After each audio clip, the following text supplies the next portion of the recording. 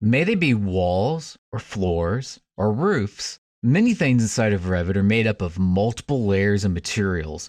To take a look at how a ceiling is put together, let's zoom in here on our reflected ceiling plan view.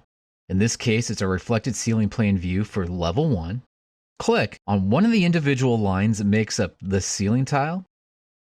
Now go over to Properties and select Edit Type. You can then select on Edit next to the word Structure. This is going to show each of the layers of material that make up this particular ceiling.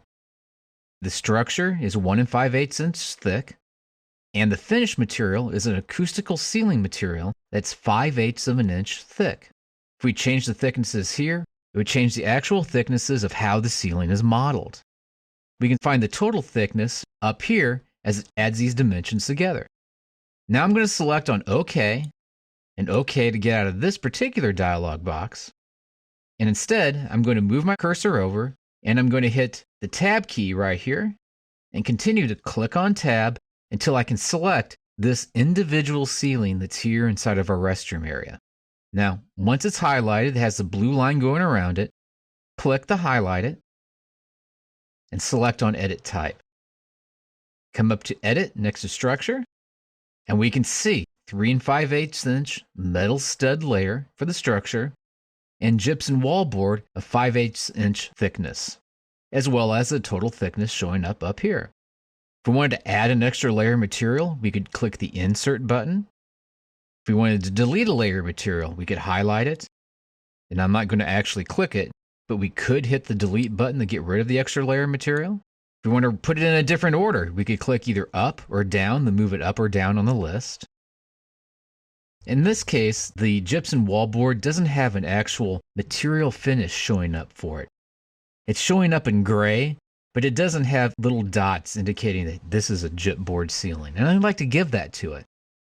I'm going to select on where it has gypsum wall and click the little button right next to it. And this will bring up the material browser. We can see gypsum wallboard is highlighted. There's a cut pattern that looks like sand, but I'd really like a surface pattern that look like sand too. So where it has pattern and none, click inside of that box and then try to find a sand pattern. So that it shows up really nice, I'm going to pick sand dense. Click on OK. Now it's going to display this pattern, and the pattern is going to be black, like the little dots show up here, because the color here is black. Now, click on OK.